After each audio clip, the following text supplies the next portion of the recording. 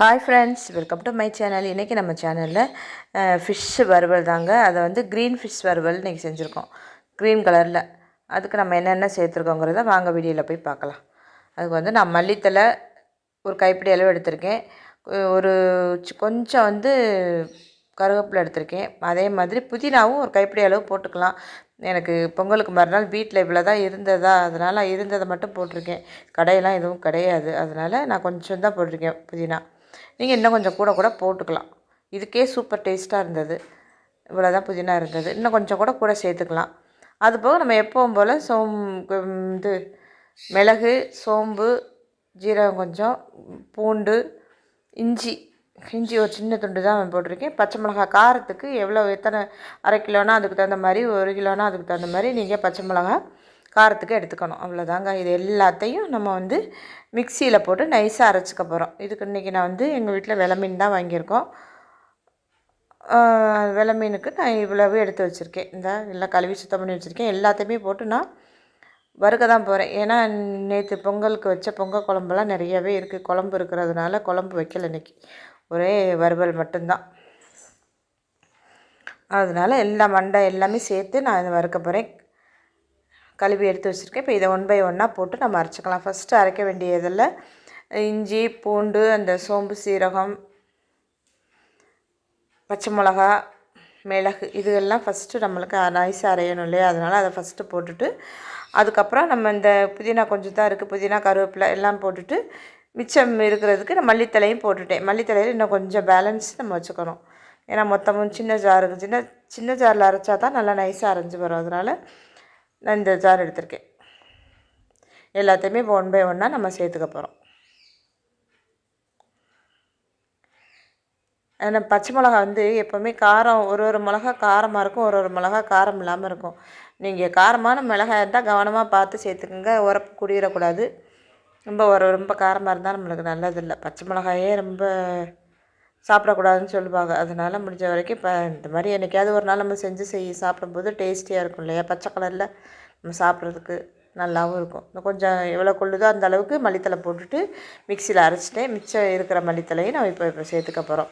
இப்போ இதில் வந்து நம்ம கொஞ்சம் மஞ்சத்தூள், தேவையான அளவு உப்பு, கல்லுப்புனா நான் முடிஞ்ச வரைக்கும் கல்லுப்பே யூஸ் பண்ணுறது நம்மளுக்கு உடம்புக்கு ரொம்ப நல்லது. கல்லுப்பு சேர்த்துட்டு தேவையான அளவு கல்லுப்பு சேர்த்துட்டு மிச்சம் இருக்க மல்லித்தலையும் சேர்த்துட்டேன். ஒரு கைப்பிடி அளவு தான் எடுத்துருந்தேன். இந்த மாதிரி நம்ம நைஸாக அரைச்சாச்சு. இப்போ இதை நம்ம இந்த மீனை சுத்தமாக நம்ம கழுவி வச்சுருக்கோமா, இந்த மீனில் அந்த மசாலா எல்லாம் போட்டுட்டு நம்ம நல்லா மிக்ஸ் பண்ணணும். மிக்ஸ் பண்ணி தனியாக எடுத்து ஒரு பிளேட்டில் வச்சிட்டோம்னா நம்மளுக்கு நல்லா காஞ்சிரும், அதில் மசாலாலாம் ஒட்டிக்கும். அதுக்காக நான் வந்து நல்லா மிக்ஸ் பண்ணி வைக்கிறேன். இது வந்து செம்ம டேஸ்ட்டாக இருக்கும். இதோட டேஸ்ட்டு மல்லி புதினாலாம் நம்ம சாதாரணமாக அந்த கருவேப்பிலை இதெல்லாம் நம்ம குழம்புல போட்டோம்னா தனியாக தூர தானே தூக்கி எல்லோரும் வைக்கிறாங்க. குழந்தைகளுக்காக சொல்கிற மெயின், பெரியவங்களுமே தூக்கி தான் வைக்கிறாங்க.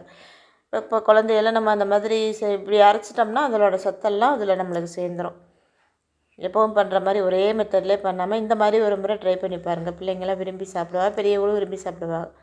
ஒரு பிளேட் எடுத்துகிட்டு நான் எல்லாத்தையும் நல்லா மசாலாலாம் அதில் பிடிக்கிற அளவுக்கு இதில் வந்து நான் வந்து கொஞ்சம் பச்சரிசி மாவு மட்டும் ஒரு 2 ஸ்பூன் சேர்த்துருக்கேன். அதை நான் வீடியோ எடுக்கும்போது எடுக்க மறந்துட்டேன்.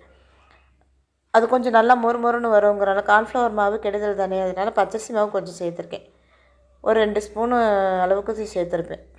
போட்டுட்டு நல்லா மிக்ஸ் பண்ணிவிட்டு நம்ம உப்பெல்லாம் அந்த இடத்துல செக் பண்ணி பார்த்துட்டு அப்புறம் தான் நம்ம மசாலா தடவி வைக்கணும். இந்த மாதிரி மசாலா தடவி வச்சாச்சு. இனி இதை வந்து ஒரு 1/2 ஹவர்லேருந்து 1 ஹவர் வச்சுட்டு நம்ம பொரிக்க வேண்டியது. மண்டைக்குமே மிச்சம் இருந்தது மசாலா தடவி அதையும் தனி பிளேட்டில் வச்சுட்டேன். அதையுமே கடைசியாக நம்ம பொரித்து சாப்பிட்றலாங்கிறதுனால குழம்பு இன்றைக்கி வைக்கலை. அவ்வளோதாங்க.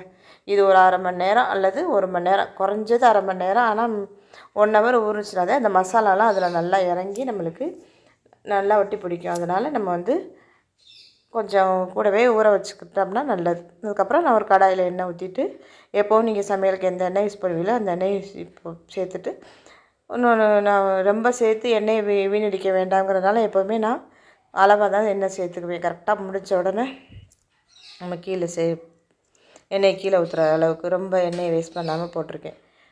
4 பீஸாக வறுத்து எடுத்துக்க போகிறேன். இப்போ இதில் பாதி தான் வறுத்துட்டு மிச்சத்தை நான் ஃப்ரிட்ஜில் தான் வைக்க போகிறேன். ஏன்னா சாப்பிட்றதுக்கு இப்போ நாங்கள் எல்லாமே எங்கள் அம்மா வீட்டுக்கு போயிடுவோம். இப்போ இது வந்து என் பையனுக்கு ஹஸ்பண்டுக்காக மட்டும்தான் வளர்க்குறேன்.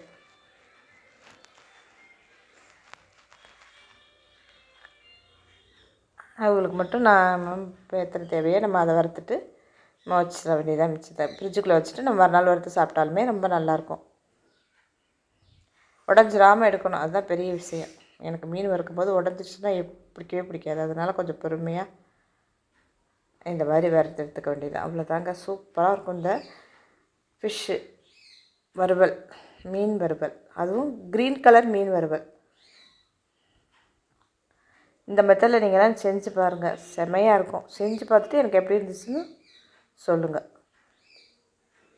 நம்ம ரொம்ப கலர் சேஞ்ச் ரொம்ப நல்லா பொரியட்டும்னு நம்ம விட்டோம்னா ரொம்ப நம்ம பழைய மாதிரி மீன் வறுத்தோம்னா எப்படி இருக்குமோ அந்த மாதிரி தான் வரும்.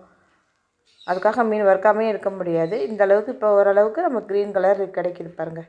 அதே நான் க்ரீன் தட்டிலே எடுத்து வைக்கிறதுனால உங்களுக்கு கலர் காம்பினேஷன் கரெக்டாக தெரியலையோ என்னமோ. க்ரீன் கலரில் தாங்க இருந்தது பார்க்குறதுக்கு. அவ்வளோதாங்க, செமையாக சூப்பரான மீன் வறுவல் க்ரீன் கலரில் ரெடி ஆயிடுச்சு. இதே மெத்தடில் செஞ்சு பார்த்துட்டு எப்படி இருக்குன்னு சொல்லுங்கள். மறக்காமல் நம்மளோட சேனலை